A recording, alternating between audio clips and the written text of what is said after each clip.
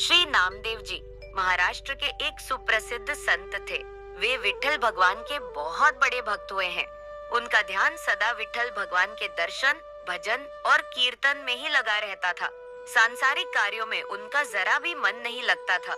वे एकादशी व्रत के प्रति पूर्ण निष्ठावान थे। वे उस दिन जल भी नहीं पीते थे। एकादशी की संपूर्ण रात्रि को हरि नाम संकीर्तन करते थे। एकादशी को वे न अन्न खाते और न किसी को खिलाते।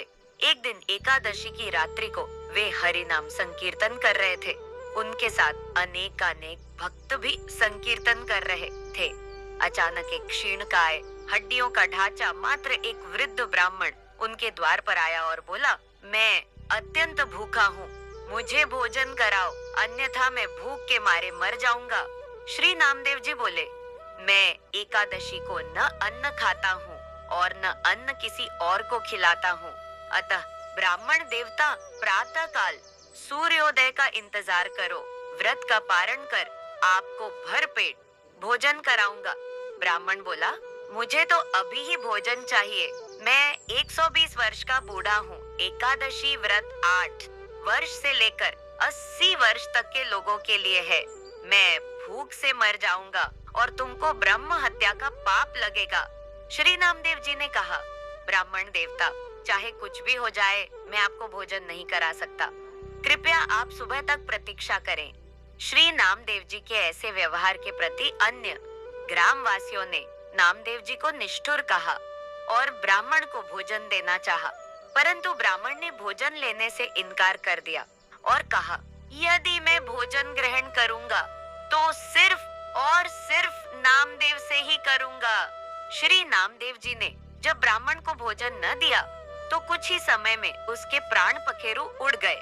वहां उपस्थित सभी लोग श्री नामदेव जी के प्रति अपशब्द कहने लगे और उन्हें हत्यारा कहकर संबोधित करने लगे। श्री नामदेव जी कुछ न बोले, पूर्ववत विठल भगवान के भजन और कीर्तन में ही लगे रहे तथा एक पल के लिए उठे और मृतक शरीर को ढक कर रख दिया। वह मृत देह के समक्ष नाम संकीर्तन करते रहे।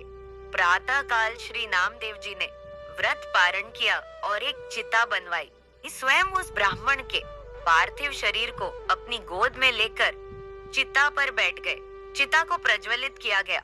जब आग की लपटें श्री नामदेव जी तक पहुंचने ही वाली थी तो अचानक वह ब्राह्मण उठा और श्री नामदेव जी को उठाकर चिता से बाहर कूद पड़ा। जब तक नामदेव जी कुछ समझ पाते, वह बूढ़ा अंतर्ध्यान हो गया। स्वयं विठल भगवान ही उनकी परीक्षा लेने आए थे। इस घटना को देखकर सब आश्चर्यचकित हो गए और श्री नामदेव जी की जय जयकार करने लगे। धन्य है श्री नामदेव जी।